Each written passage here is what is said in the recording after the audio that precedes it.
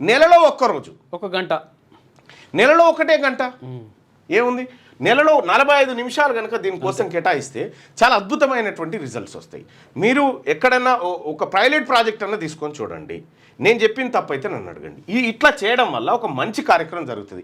నిన్న విద్యాశాఖ పైన మీరు నిర్వహించినటువంటి రివ్యూ ఏదైతే ఉందో ఇది నిన్న కాకుండా పాఠశాలలు ప్రారంభం కంటే ముందు కనుక చేసినట్టే అదొక కొత్తదనాన్ని సంతరించుకునేది. సరే లేటుగా అయినా చేసినాం. గతంలో ఉన్నటువంటి కేసీఆర్ ఒక 10 ఏళ్ల పాటు దాని తెరువు పోయింది లేదు. కనీసం విద్యాశాఖ అనేది ఒకటి ఉన్నదనే విషయం కూడా ఆయనకు సోయలేదు, ఆయన పట్టించుకోలేదు. సరే పట్టించుకున్నందుకు ఇది ఓకే. ఇక్కడ ప్రభుత్వ పాఠశాలల పనితీరు మెరుగుపడాలంటే ఈ రకమైనటువంటి చర్యలు చేపట్టాలి. దీనికి ఒక్క రూపాయి కూడా అదనంగా ఖర్చు కాదు. ముఖ్యమంత్రి గారు ఒక్క రూపాయి కూడా అదనంగా ఖర్చు అయ్యేది లేదు.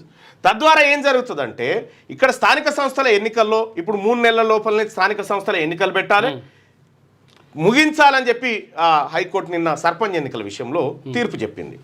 మొదటి నెల రిజర్వేషన్ల ఖరారు, వార్డుల విభజన కార్యక్రమం, ఆ తర్వాత 2 నెలల కాలం పాటు ప్రక్రియ ఇది కొనసాగాలి. అయితే ఇక్కడ ఈ నిబంధన తీసుకురావాలి. మీరు స్థానిక లోకల్ బాడీ ఎన్నికల్లో పోటీ చేయాలంటే మీ పిల్లలు కానీ లేదంటే మీ పిల్లల పిల్లలు కానీ సర్కార్ బడిలో చేరి ఉండాలి, సర్కార్ బడిలో చదివి ఉండాలి. ఇటువంటి నిర్ణయం తీసుకోండి. సర్కార్ బడుల మీద మీరు మళ్ళా వెనక్కి తిరిగి చూడకుండా మంచి జరుగుతుంది. అలాగే ఈ వంటలు చేసిన వాళ్ళ బిల్లులు కూడా కొద్దిగా ఆలస్యం అవుతూ ఉన్నాయి.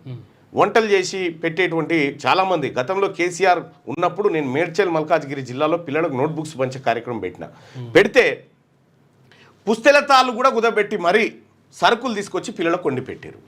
ఆ పరిస్థితి రాకూడదు. పిల్లల విషయంలో, ఎడ్యుకేషన్ విషయంలో, హెల్త్ విషయంలో చాలా చొరవ చూపించాల్సినటువంటి అవసరం ఉంది.